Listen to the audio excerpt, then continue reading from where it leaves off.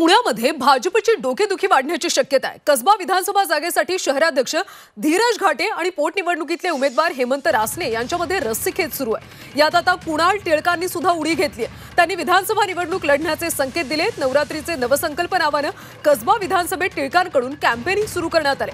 कुणाल टिळक कसबा विधानसभेच्या माजी आमदार दिवंगत नेत्या मुक्ता टिळक यांचे पुत्र आहेत। बॅनरबाजीच्या माध्यमातून कुणाल टिळकांनी विधानसभेसाठी इच्छुक असल्याचे संकेत दिले। त्यामुळे आता भाजप समोर तिढा वाढण्याची शक्यता आहे। ओम देशमुख आमचे प्रतिनिधी, त्यांच्याकडून सविस्तर माहिती घेऊयात। ओम, खरं तर पुण्यातल्या कसबा विधानसभेवर सध्या रस्सीखेच सुरू असल्याचं पाहायला मिळते। नेमकी कुणाला उमेदवारी मिळू शकते, सध्याची स्थिती काय आहे? आपण पाहतोय की कसबा हा भाजपसाठी गेल्या अनेक दिवसांपासून महत्त्वाचा विषय बनलाय। पोटनिवडणुकीमध्ये भाजपचा पराभव झाला, तिथूनच खऱ्या अर्थानं कसब्यातला संघर्ष हा अधिकाधिक वाढत गेला।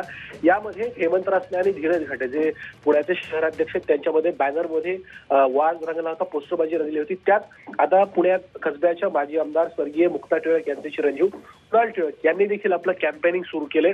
नवरात्रीचे नवसंकल्प या नावानं त्यांनी आपले 9 प्रश्न पुण्याच्या संदर्भात विचारायला सुरुवात केली। त्यामुळे कुठेतरी या दोन नेत्यांमधल्या वादामध्ये आता कुणाल टिळक यांनी उडी घेतली। त्यामुळे कुठेतरी पुण्यातला भाजपतला अंतर्गत संघर्ष आता अधिकाधिक तीव्र होऊ लागलाय आणि पुण्यातला संघर्ष थांबवणं आणि त्यातून विधानसभेचा मार्ग काढणं भाजपसाठी आता आव्हानात्मक ठरण्याची चिन्ह आहेत। पोटनिवडणुकीच्या वेळेला स्वतः भाजपच्या पक्षश्रेष्ठींनी टिळक कुटुंबियांची भेट घेत त्यांची समजूत काढली होती। मात्र या निवडणुकीत टिळक कुटुंबियांची कशा प्रकारे समजूत काढली जाते, कुणाल टिळक यांच्या ज्या काही राजकीय महत्वाकांक्षा आहेत त्यावर भाजप नेमका काय तोडगा काढत आहे पाहणं आता महत्वाचं। नक्कीच ओम, त्यामुळे भाजप हा तिढा नेमका कसा सोडवणार हे पाहावं लागेल। धन्यवाद माहितीसाठी।